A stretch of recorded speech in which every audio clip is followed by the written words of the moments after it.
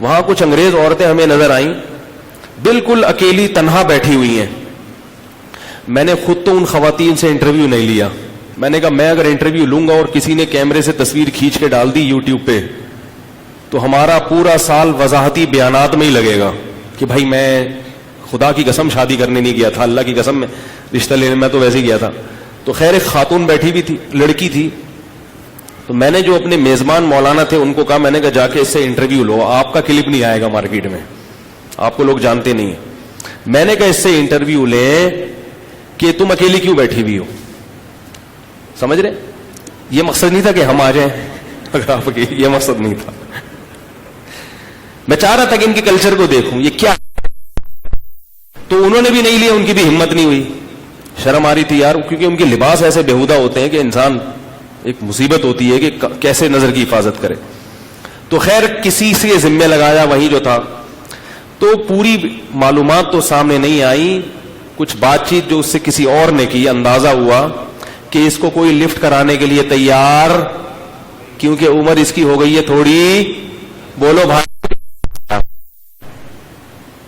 اب یہ انتظار میں بیٹھی ہے کہ مجھے بھی کوئی لفٹ کرائے. پتہ نہیں کہاں سے چل کے آئی ہوگی دوسرے ملک کے, اور کوئی لفٹ کرانے کے لیے تیار.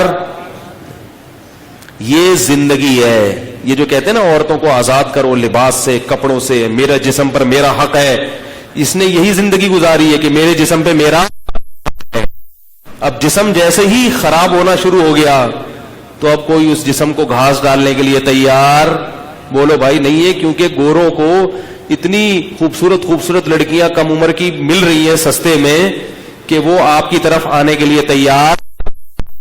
تو اگر وہ جو بیٹھی ہوئی تھی, دیکھو اگر میں لنکاوی جزیرے پہ نہ جاتا اتنی عبرت کی باتیں پتہ چلتی, یہ بات. تو وہ جو بیٹھی ہوئی تھی وہ اگر بالکل اسلامی معاشرے کو فالو کرتی تو بہت سے اس کی پوتیاں اور نواسیاں بھی ہوتی, وہ اس کو فون کر کے پوچھتی کہ نانی اماں آپ یہاں اکیلے بیٹھے ہوئے کیا کر رہی ہیں. ہمارے ہاں الحمدللہ ہماری خواتین کو اس طرح تنہائی, بولو بھائی, نہیں ہوتی. ان کے بچے ہوتے ہیں, ان کا شوہر ہوتا ہے, جیسا مرضی نالائق شوہر ہے, چخ چخ پخ پخ کر رہا ہے گھر میں آ کے. تو میں یہ کہہ رہا تھا کہ گوروں کے پاس رہنمائی نہیں ہے, اپنی عقل سے چلتے ہیں, لہذا نہ دنیا کے رہے نہ آخرت کے.